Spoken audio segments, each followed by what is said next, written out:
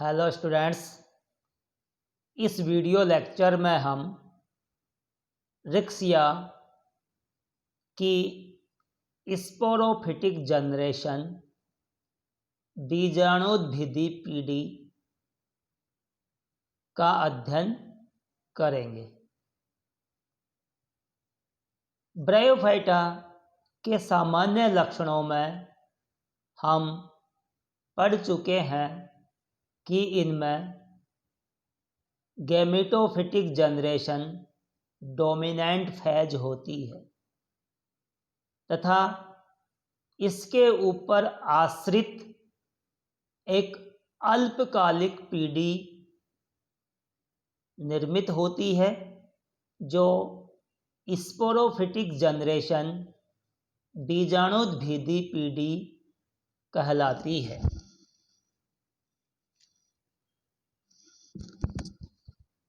Sporophyte fertilisation की क्रिया से निर्मित डिप्लॉइड जाइगोट से निर्मित होता है। अतः स्पोरोफाइट भी डिप्लॉइड होता है। यह रिक्सिया के जीवन चक्र की एक अप्रभावी अवस्था है, नॉन डोमिनेंट फेज है और यह पूर्ण रूप से गैमेटोफाइट पर डिपेंड रहता है। जाइगोट स्पोरोफाइट की प्रथम कोशिका या मातृ कोशिका होती है। अब हम देखते हैं कि रिक्सिया में स्पोरोफाइट का डेवलपमेंट किस प्रकार होता है। तो एंथेरोजोइट्स एंड एग के फर्टिलाइजेशन से जो प्रोडक्ट बना उसको जाइगोट कहा जाता है। यह जाइगोट बिना किसी रेस्टिंग स्टेज के डिवीजन एंड डेवलपमेंट करके स्पोरोफाइट का निर्माण कर लेता है। जाइगोट अपने चारों तरफ एक मोटी भित्ति स्रावित कर लेता है। अब इसे ऊष्पोर या निषिक्तांड कहा जाता है। यह जाइगोट या ऊष्पोर अपने आकार में वृद्धि करता है और आर्किगोनियम की अंडधा यानी वेंटर की गुहिका को पूर्ण रूप से घेर लेता है, यानी कि उसमें यह पूर्ण रूप से समाहित हो जाता है। अब इस जाइगोट में प्रथम विभाजन इस प्रकार से अनुप्रस्थ रूप से ट्रांसवर्स रूप से होता है। ये स्त्रीधानी थी।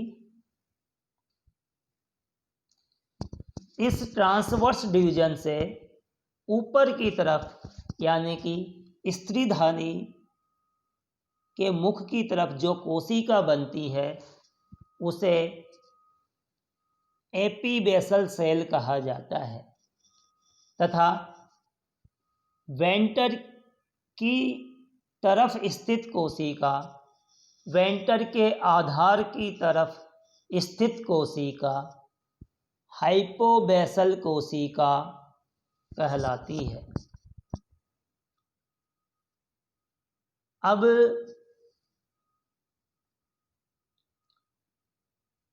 इन दोनों कोशिकाओं में अगला विभाजन जो प्रथम ट्रांसवर्स डिवीजन हुआ था इस प्रकार से जो पहला अनुप्रस्थ विभाजन हुआ था, इस पहले अनुप्रस्थ विभाजन के समकोण पर इस प्रकार से उदग्र रूप से विभाजन होता है। यहाँ पर इस प्रकार से उदग्र रूप से विभाजन होगा, जिससे 4 कोशिकाएं निर्मित हो जाती है। 2 कोशिकाएं ऊपर वाले सोपान में होती है और 2 कोशिकाएं नीचे वाले सोपान में व्यवस्थित रहती है। इस 4 कोशिकीय भ्रूण को क्वाड्रेंट कहा जाता है, चतुर्थांश कहा जाता है। अब इस 4 कोशिकीय चतुर्थांश में अगला डिवीजन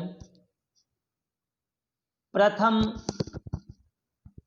जो उदग्र विभाजन हुआ था उसी के समकोण पर होता है। जैसे पहला विभाजन इस प्रकार से उदग्र रूप से हुआ था, अभी पिछला विभाजन उसके समकोण पर इस प्रकार से अब अगला उदग्र विभाजन होता है। पहली बार जो उदग्र विभाजन इस तल में हुआ था, अब की बार उदग्र विभाजन इस तल में होगा, जिससे 4 कोशिकाएं ऊपर के सोपान में और 4 कोशिकाएं नीचे के सोपान में निर्मित हो जाएगी। इस 8 कोशिकीय अवस्था को या 8 कोशिकीय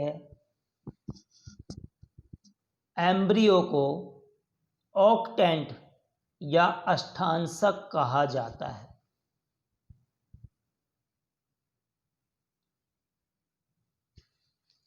यहाँ पर ये जाइगोट दिखाया गया है, ये जाइगोट, इसमें ये प्रथम विभाजन ट्रांसवर्स रूप से हुआ, फिर इसमें उदग्र विभाजन होने से ये 4 कोशिकीय भ्रूण का निर्माण हुआ, जिसे क्वाड्रेंट कहा जाता है।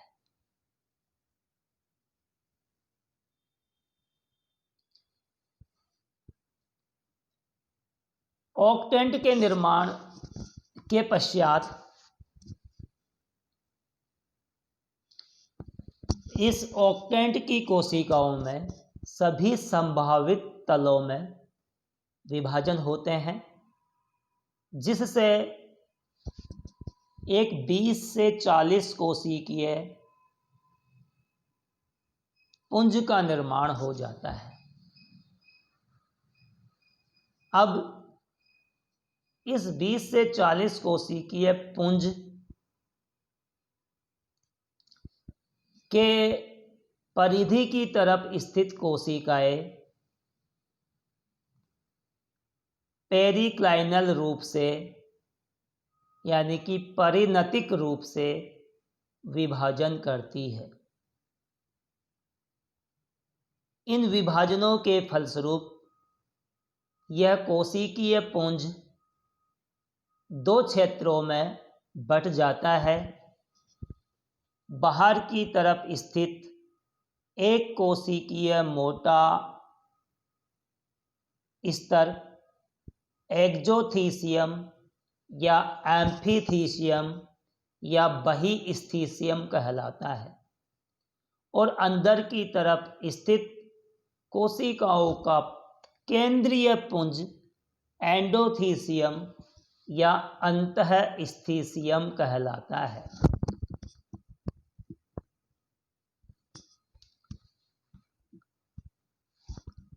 एम्फीथीसियम की कोशिकाएं एंटीक्लाइनली, अपन बाद में पढ़ेंगे कि पेरिक्लाइनली और एंटीक्लाइनल डिवीजन क्या होते हैं। तो ये एंटीक्लाइनल रूप से अपनतिक रूप से विभाजन करके स्पोरोगोनियम के जैकेट का निर्माण कर लेती है, और जो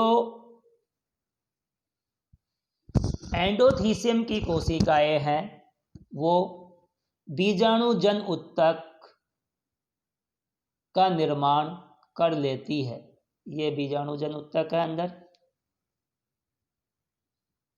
स्पोरोजिनस टिश्यू, और स्पोरोजिनस टिश्यू के बाहर की तरफ ये एम्पीथीशियम।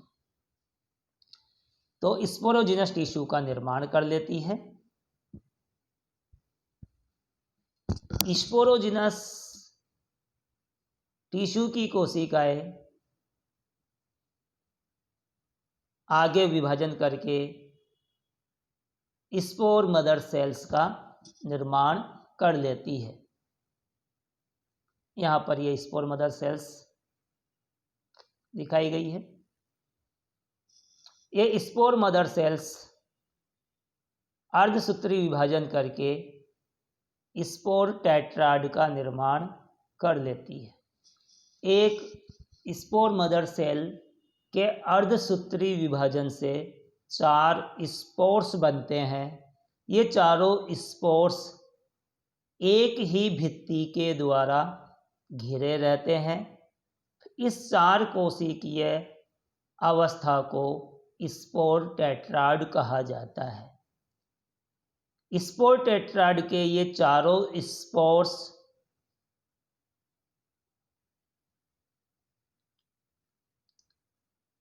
बीजाणुद्भिद के कैप्सूल की भित्ति के टूटने से पहले, यानी कि कैप्सूल से मुक्त होने से पहले या उसके तुरंत बाद में अलग अलग हो जाते हैं और एक स्पोर टेट्राड से 4 स्पोर्स बन जाते हैं।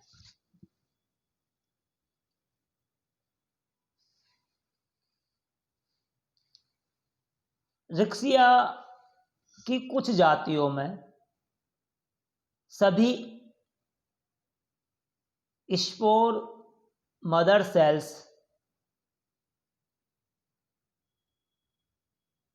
फर्टाइल नहीं होती है और कुछ स्पोर मदर सेल स्टेराइल यानी बंध्य होती है। ये बंध्य कोशिकाएं कैप्सूल के अंदर विकसित हो रहे स्पोर्स और स्पोर मदर सेल्स को पोषण प्रदान करने का कार्य करती है। इन बंध्य कोशिकाओं को नर्स कोशिकाएं कहा जाता है।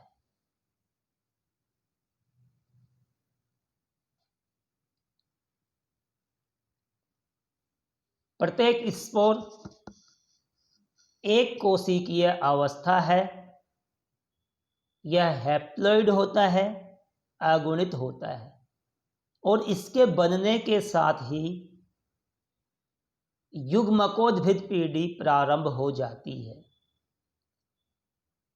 स्पोर यानी बीजाणु एक कोशिकीय होता है और अंडाकार होता है। इसकी भित्ति 2 परतों में विभेदित रहती है। बाहरी परत एक्सोस्पोरियम कहलाता है और आंतरिक परत एंडोस्पोरियम कहलाती है। एक्सोस्पोरियम में कई प्रकार के अलंकरण पाए जाते हैं।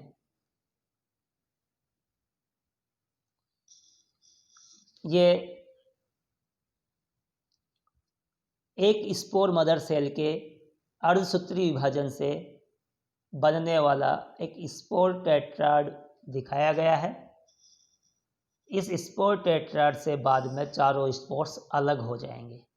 यहाँ पर डायग्राम में आपको केवल 3 ही स्पोर्स दिखाए गए हैं क्योंकि यह इनकी टेट्राहेड्रल चतुष्फलकीय अवस्था दिखाई गई है, जिसमें चौथा स्पोर पीछे की तरफ ढका हुआ है जो आपको दिखाई नहीं दे रहा है।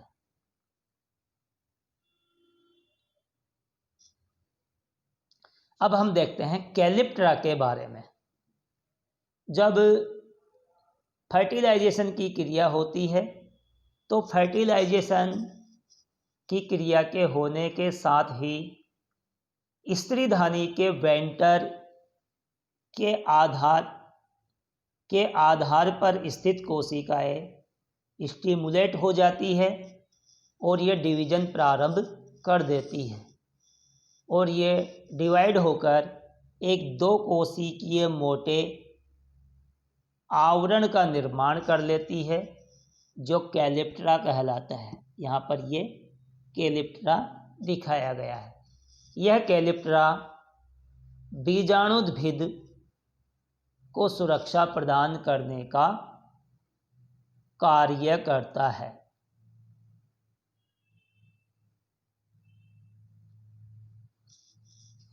एक बार शॉर्ट में स्पोरोफाइट के डेवलपमेंट को समझते हैं।